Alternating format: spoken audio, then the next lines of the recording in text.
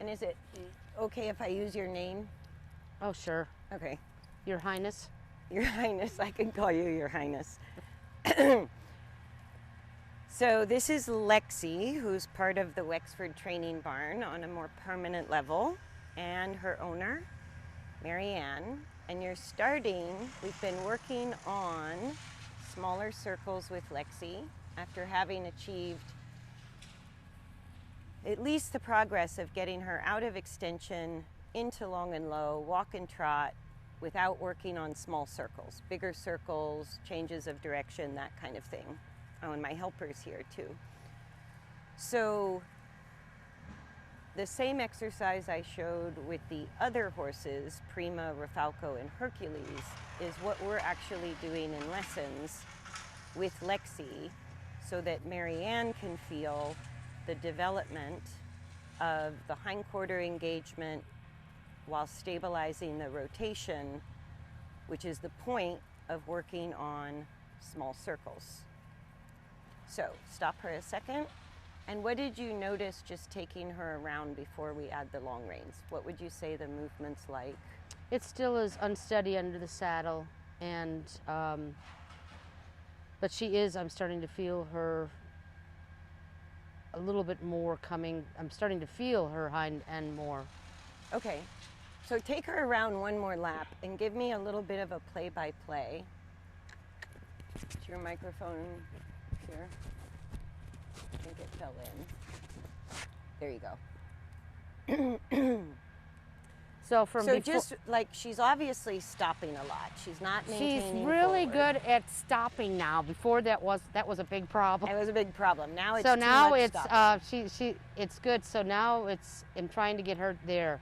So she goes into long and low and goes out a little, and to think about doing turns on haunches on the circle.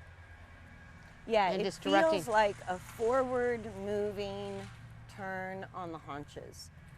So how would you describe the feel under the saddle before she's on the long reins? Is there a lot of still play? Rotating back and forth, Yeah. and kind of lurching me. Especially, I'm trying to sit on the left side, the left front part of the saddle. Good girl, Lexi. We don't. And it doesn't help that she stops a lot. So just No. let her And halt actually, for a I second. always have the whip, and all I have to normally do is just a tap, and she keeps going. But okay, so we're going to look at the long reins on a small circle in order to stabilize the back and pelvis, while the size of the circle encourages more engagement. Hold that a second. I'm going to walk this around her. And she's well used to the long reins, so this is not scary for her to have the long reins put on while you're on her. And then what you're going to do, Marianne, is just, touch her neck lightly with your fingers and hold the reins, especially for safety. But I'm going to manage the direction and help with the forward from the ground. And so within the first lap or two, just whatever you notice first starts to change. it's easier to maintain the position in the saddle. And notice how her neck went right to the outside. Mm-hmm.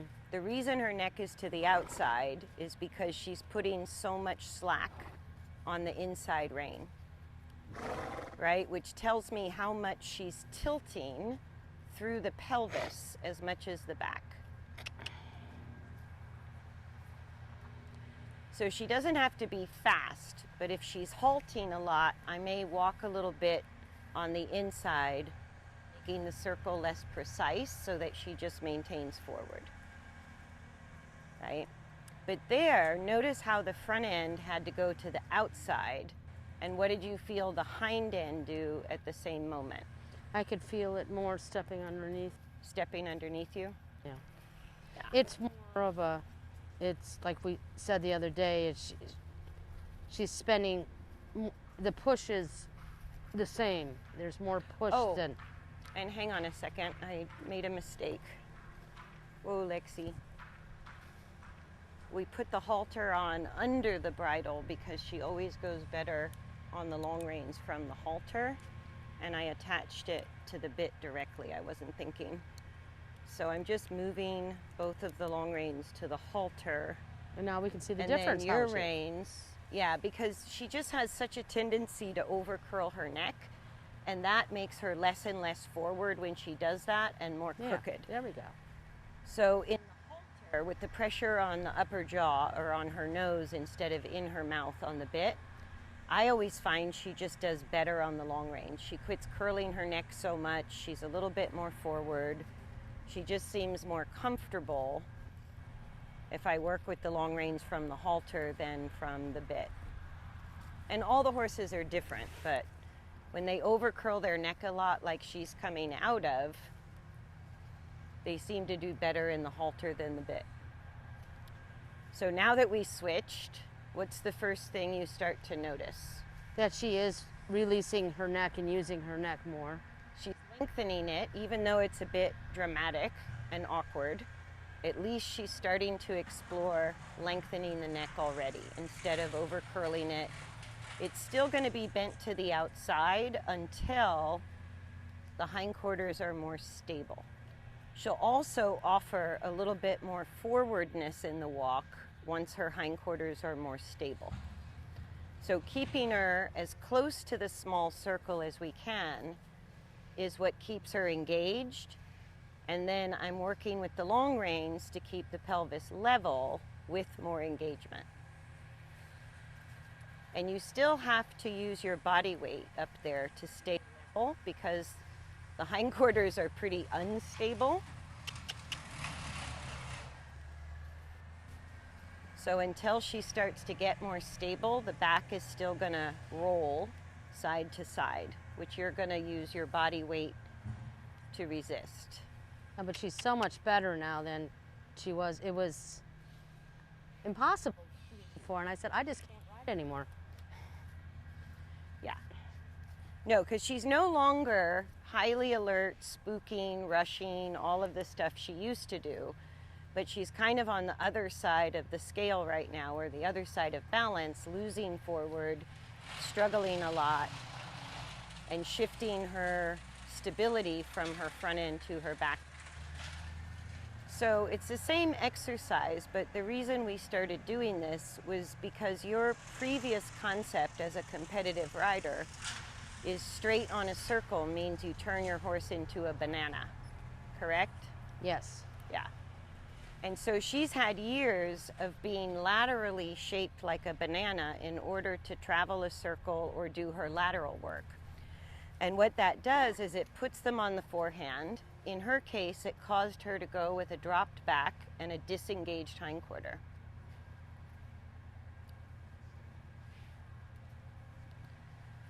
So restoring the function and the stability of the hindquarter is just difficult for her.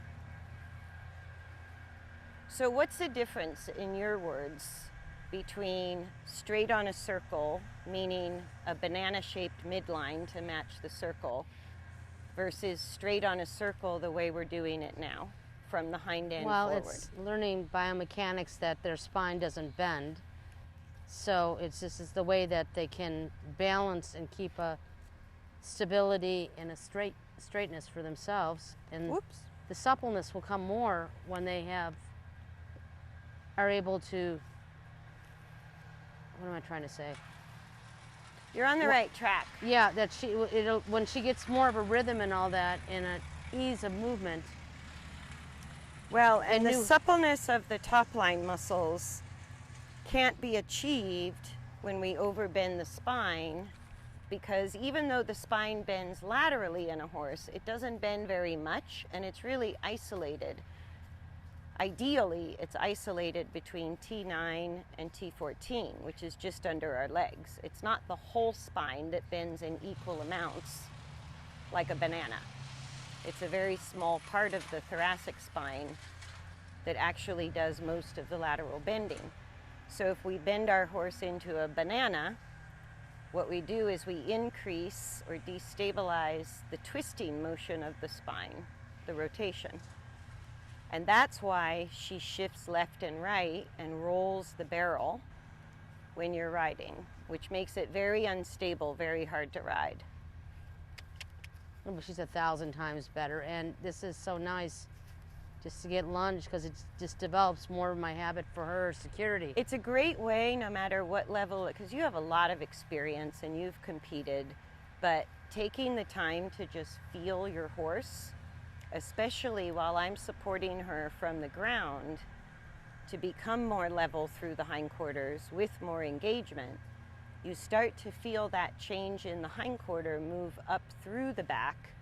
Then it will affect the shoulders, and finally the neck will be the last piece of the puzzle to sort of gain stability. So all of these changes through her neck are just reflecting what you're feeling under the saddle. She's not stable in the back and hindquarter, so she has to push on the reins. She changes her neck use every few strides. She shortens it, she lengthens it, she goes to long and low, she goes upside down. Ooh. Kitty cat. Kitty cat in the flower bed. And that would have scared me a year ago. I mean, I would have. She would have overreacted a lot more than that a year ago. Yeah. So just from going back to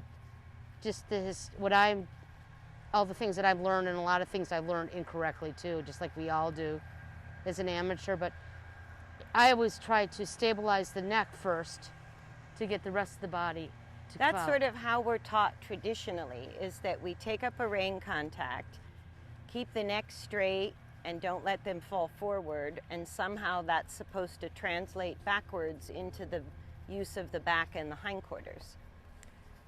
But the front end of the horse, especially the neck, is really the most mobile part of the horse's skeleton.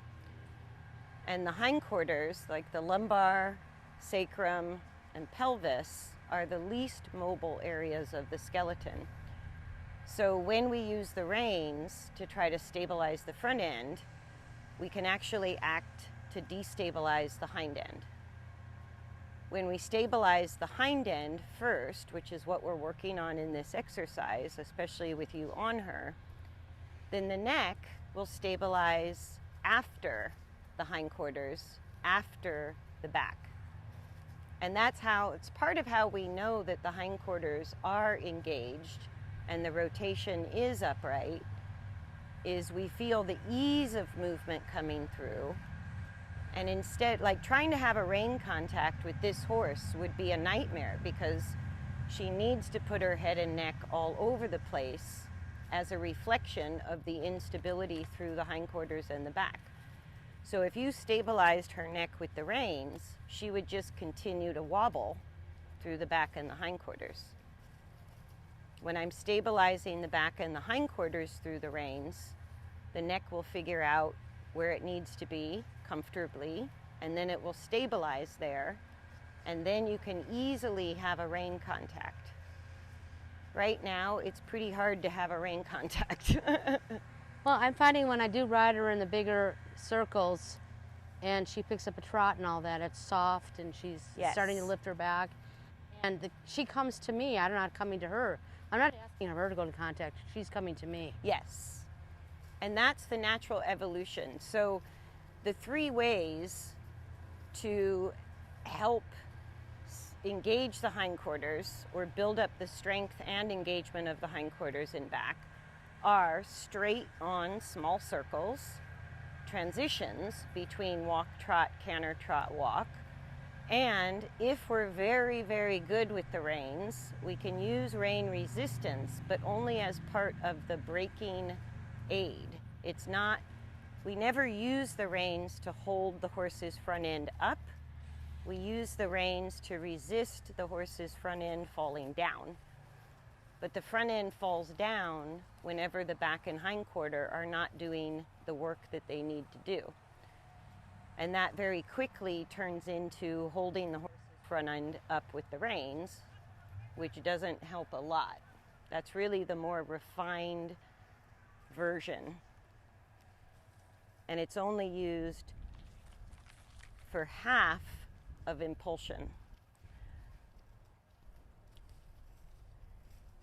Great. So now what are you feeling? Because she's really starting to change. I'm feeling more stability and not as much the rotation.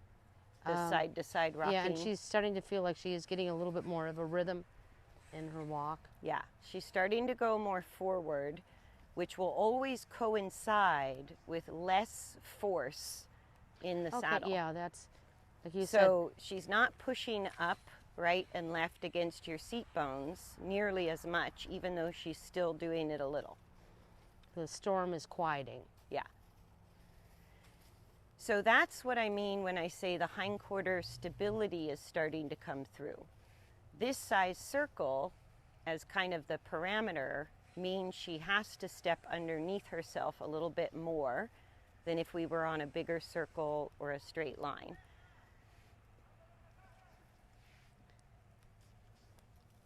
And she's kind of this, I got the test unit here, didn't I? 'Cause her progress has been a lot slower than Ozzy's because she had that injury. She had some kind of injury on her right hind leg where she wasn't using it at all when we started. And it's still a little bit the less functional of the two hind legs. Like she gets a little sticky, and that's why I like to work her to the right first, because her right hind leg tends to be less stable, less smooth than her left hind leg. And how old is she? She's 24. She's 24. And you know, I've had people say, just get another horse, and I feel you can learn on any horse, and yeah, when you learn and I owe it to her. When you learn how to rehab an older horse, it's the same as any other horse, but they appreciate it a lot more.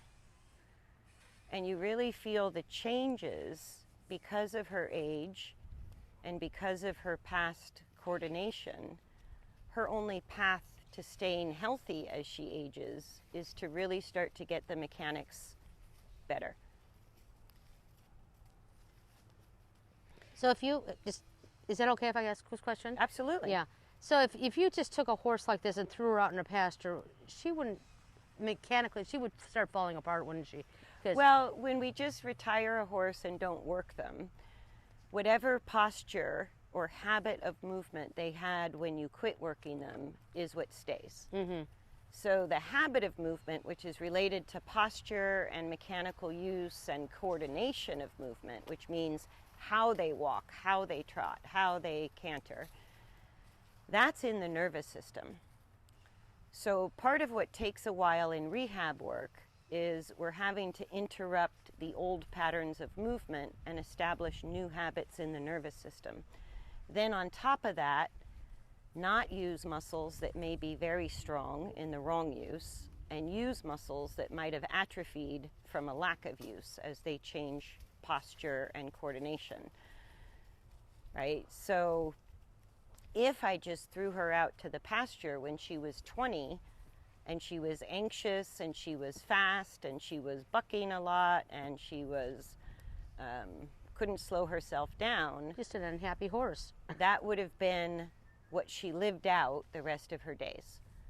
So the work you've done with her, that now she tends to be a little too slow rather than too fast, and she's put on a considerable amount of muscle, and she's calmed down to the point you feel safe to ride her again. All of that had to happen with help. She would not have done that on her own. She could not have done that on her own. That takes training and repetition, and that's what the aids are. When we're giving aids, we're basically saying, don't do that, right? But she has to discover a better coordination. We can't make her find this ideal coordination. We have to keep setting up challenges and working through the difficulties until the movement gets stable and smooth.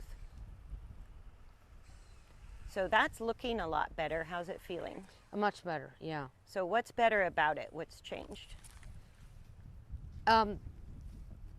Just she's the stability in her back and feeling that, and she's able to control her movements better right now. But it still is pretty funny now when just allowing, even just sitting on the lunge line and just allowing her to use her neck how she wants. I mean, my whole instincts are to go, no, Yeah. don't root, don't do that. But I mean, it's just. But you feel how distracting that would be. Like that, I think that's I'd be all over the place and getting her unstable and. right. And I No, always, and you're really balancing yourself well because I can't see you move. When I can see the rider move, then I know the rider is at the mercy of the movement of the horse. When you're balancing yourself, I know her back isn't yet level and stable, or her hindquarters. So as you shift weight invisibly in order to keep your balance and stability, I don't see you do it, but you feel the work of it. I'm doing, and there's a lot going on. There's a lot going on in there. Yeah, and a lot of it is too, what I've learned with you is not to clench the muscles but not to be a total noodle. Right. And but we've practiced a lot, and I'm able just to, what am I doing? I'm just trying to think You're about making the things. it look easy, Marianne. Oh, but How hard are you working? Well, no, yeah, but what you had talked about, the 4 quadrants of the saddle, and with the way her movement now, I sit up at the upper left-hand side. But then the other day too, I'm starting to make a corridor with my legs so we stay in that path, but without tensing up. Yes. And that's what I came from. I was just a stiff board. So we'll give her a few more minutes this direction, and then we'll change direction. And the change of direction always means we sort of start over. And if she were more stable at the walk, we could try the trot on this size circle. But I think for now, when you ride her and you kind of give her a bigger circle, straighter lines, her trot's going to be better right now because it doesn't require as much engagement. It's amazing. I just sit there and I think trot. She picks up this nice, soft, slow trot. I mean, it doesn't, her break, she's got great brakes now. She brakes herself very easily. But yes. But the brakes are the half halts, right? And yeah, she didn't have any half halts. Whenever a horse slows down within a gait, it's a half halt. And we tend to knock that out of the horse by criticizing them when they slow down, giving too many leg aids too frequently. Or when really more stuff that everyone has rather than the softness and just allowing the horse to be in a... Yeah, and in order to lift the back, they have to have equal use between the braking and the pushing. So when we just, like right now, we're just letting her choose her speed as long as she's walking. I'm not nagging her to go forward, and neither are you.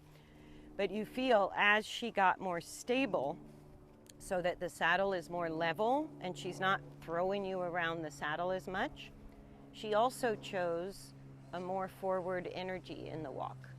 She started picking up the speed a little bit in the walk and finding more rhythm instead of like trying to stop all the time and lurching. It's getting smoother and the walk is getting steadier. And that's her choice, but that choice is a direct reflection of her improving the balance in the way we're looking for. And it's not because she won't, it's because she can't offer yes, it yet. it's not because she's naughty or lazy. It's because she's unstable and uncomfortable.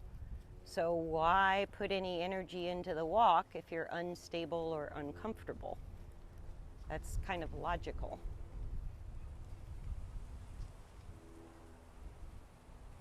Really good. That feels nice. Good. So I'm going to change direction. I'll try to get you out from under the tree branch. Yeah, that's okay. Got my helmet on.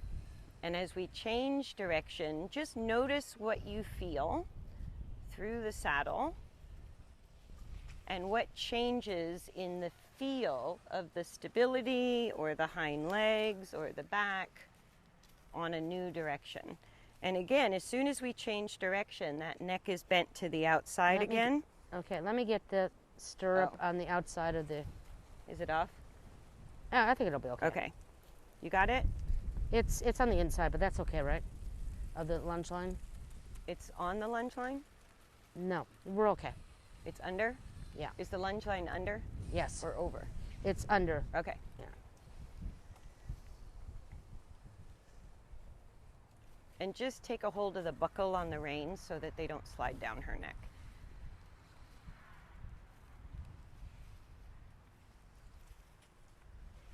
Yeah. So this outside bend of the neck, all that tells us, she did it the early part of the right circle, and as we switch directions, it starts over on the left circle.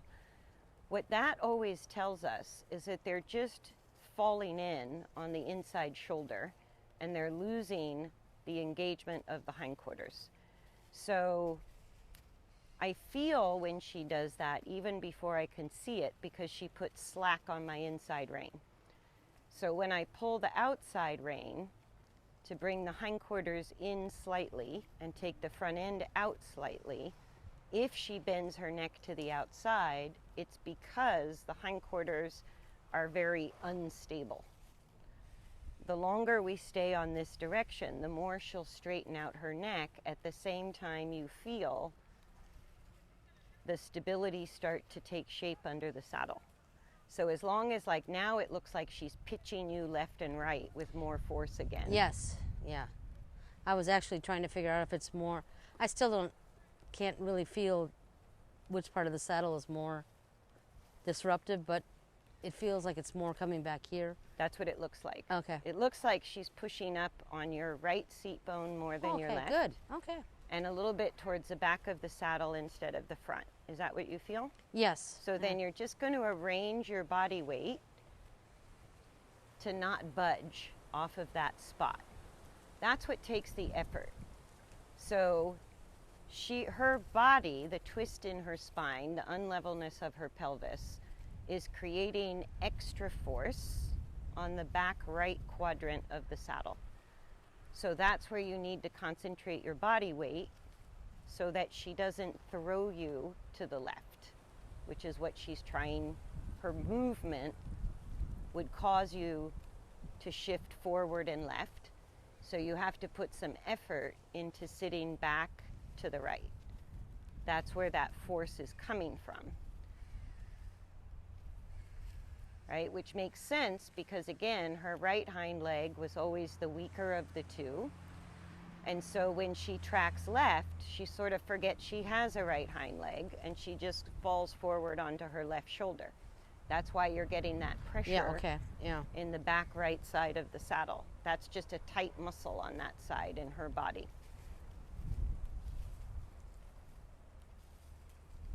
Right, so as I work with the outside rein, even if her neck is bent to the outside, we're getting the right hind leg working, leveling off the pelvis, which will then start to level off the back and make it easier to sit still on. And finally, as she gains that stability through the hindquarter in the back, she'll straighten out her neck.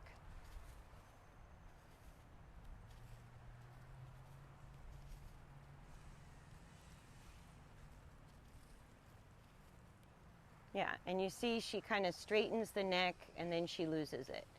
That's her gaining and losing the right coordination through the hindquarters and the back. And you feel that. So as you watch her neck, where we would normally restrict the neck with the reins, you feel that wouldn't necessarily change the use of the back and the hindquarters. I have a question. Would some people call this a lameness rather than just not saying it's just she's not coordinated yet? A mechanical lameness is poor coordination or dysfunctional use of the body without any kind of visible deviation in the movement. Does that make sense? I think so a little bit. So mechanical lameness, if like when you have a vet come to do a lameness exam, they flex the legs and then they grade, if the horse is lame, they grade it as a 1 through 5, right? Mm-hmm. And they're grading it 1 through 5 based on how much the normal walk and trot has a deviation of movement. Does that make sense? Yes. So mechanical lameness is a dysfunctional use of the body, but no obvious deviation of movement. A painful lameness means there's a deviation in the movement because the pain has now gotten to the point that the horse can't hide it anymore. Right, yeah. Right? So painful lamenesses are graded 1 through 5, but when we say a horse is out of balance or working on the forehand or working in the posture of extension, those are all versions of mechanical lameness, but maybe creating some discomfort and instability, but not to the point of pain, right? But even sometimes people want to treat it with painkillers because they think that... Well, you can do some pain management like Equiox or Butte, and you can make them more comfortable. You can do body work or massage. But at the end of the day, if you don't change the coordination, you don't solve the problem. Right. They just keep creating the pain issue because of the mechanical dysfunction. And creating pain in another part of their body because they're not using Yeah, it. so if the body isn't coordinated the way it was designed, which is what biomechanics is about, then you're going to create patterns of excess tension in some muscles, strain through the joints, tendons, ligaments, overuse of one area of the body, underuse of another. And a lot of horses can still go to a high level of competition in complete mechanical dysfunction. Just because they can do it doesn't mean they're doing it in a healthy, balanced use of their body. And that's Lexi's story, right? She competed in eventing. No, she was... I don't really know too much. I know that she competed in dressage, but I don't know where she was before she was 10 years old. I don't know what she... Okay. She was from Germany, but other than that... Did you ever compete her?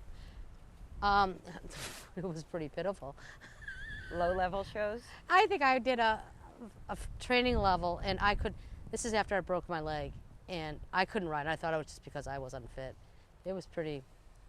It was kind of a disaster. And then she had that fracture soon after that, and then she was off for a couple of years. I mean, it just took a long time to heal. And the fracture was around the right hind leg or yes, the right? Okay. Slight fracture, but she was lame for a couple of years, and then... So that's an example of a painful lameness, right? And you literally see the lameness with your human eye. Because it's so painful, she can't mask it and make her movement look normal. So in the wild, horses are masters at making their movement look normal because abnormal movement attracts the eye of the predator. That's what we can see, that's what the lion can see, and so that makes them the target. If a horse is lame in nature, that's what makes them a target for the predator. So horses are very good at being maybe mechanically completely out of sorts, but never really looking lame to the human eye. Does that make sense? Yeah. But then a fractured leg is going to be so painful that she can't move normally. That's a painful lameness. But then when she came back after 2 years of no muscle at all, she didn't know how to carry herself when... Well, that's the other thing that happens is even with an accident or an injury like that, just like with people, if we have an accident, an injury, or a surgery, we go to physical therapy to restore the function of the body. Because after there's been a pain issue or a health issue, the nervous system sets up a detour. So the nervous system detours around the function of that body part in order to protect it and let it heal. And that sticks in the nervous system unless you actively retrain the body and the nervous system back to normal movement. That's exactly why people go to physical therapists. Yeah, so this is... And so that's what we're doing when we say we're training for optimal balance is, like physical therapy, we're retraining the use of the body. So all 4 legs are doing their job. The back, the midline, the axial skeleton is doing its proper job.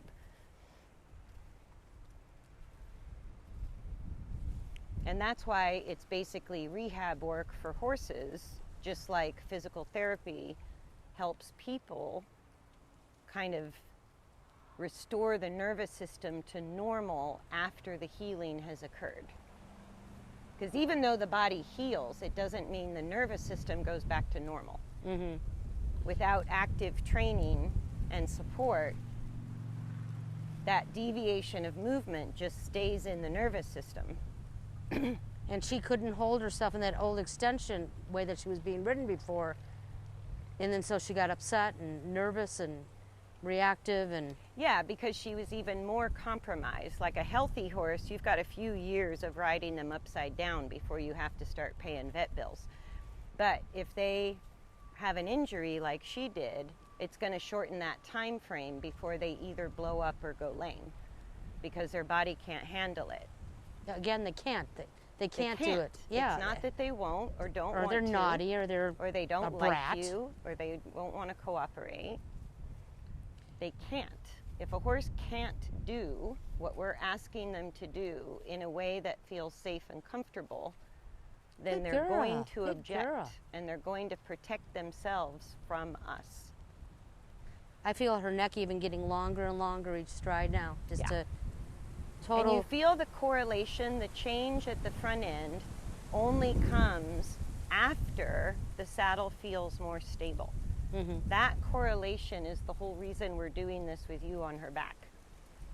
Because if we don't learn how to work the horse back to front, as long as we're busy up on the reins trying to manipulate the head and neck, There's a girl. we're not going to get it. There's my girl. Oh, no, now does that mean that we get to halt? So being able to feel the process for her, because it's also not instant. I think traditionally we're sort of taught if we give the right aids at the right time, the horse instantly shifts into balance. And I go, it's not that simple. Bodies are not that simple. It's complicated, and she has to unwind and discover and build and change. And so lap after lap after lap, do you feel like she's getting better?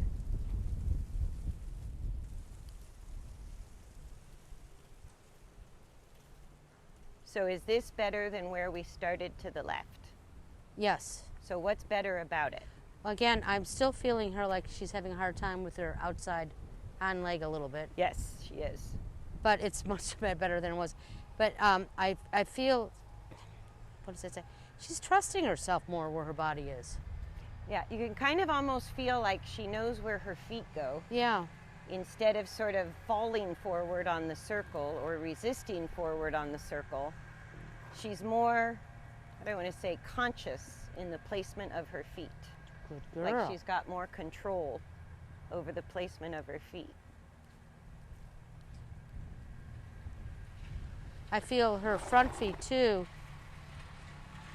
make more of a impact when they hit the ground, like here, rather than stumbling on the ground. Is that The front feet? Yeah. Oh yeah. I would trust her going down the Grand Canyon a little bit better right now. Yeah, she's more sure-footed. Yeah, that's the word. Yeah.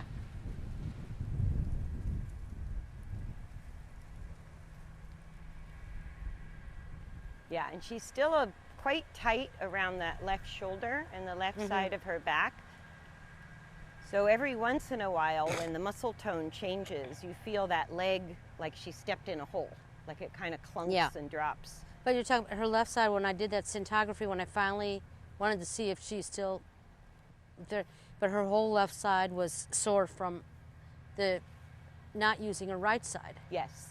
So the underuse of the right hind leg made her overuse the left front leg and even the left side of her neck and upper back. Yeah, no, there was a big red spot right there. That makes perfect sense. And so while she's unraveled this pattern with less hindquarter engagement, as soon as we put her on a small circle, or if we go to canter, then the lack of engagement starts to get in the way. She starts to struggle. So by working on the small circles, we're also improving her canter work because she has to be more engaged.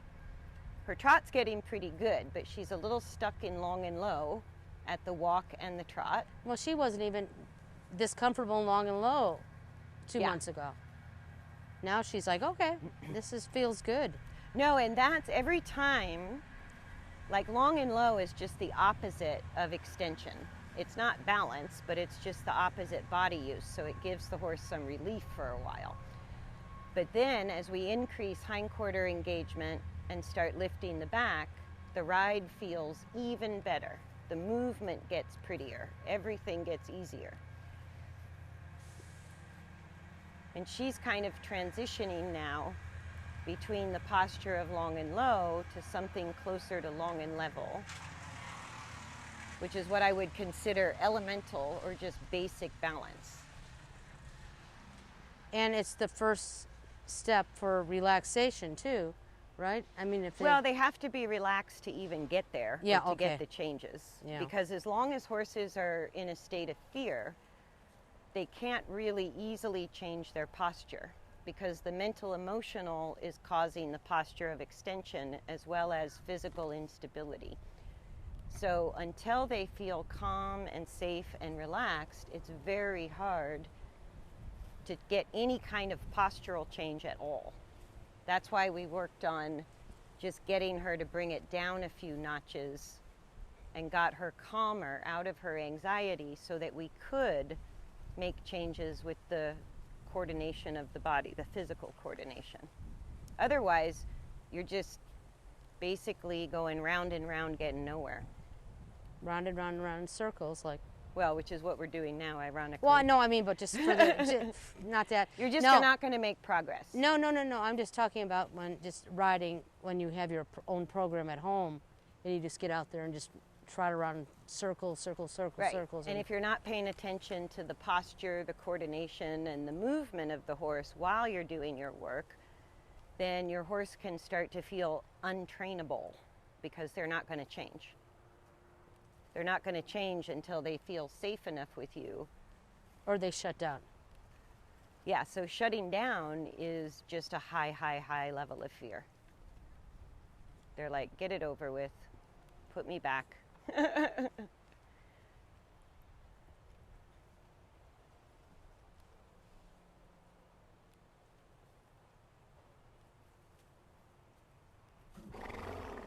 Oh, we love the blowing.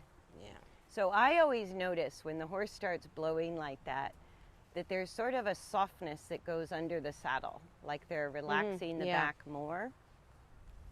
Butter. Mm-hmm. There, and now her shoulders seem like they're more.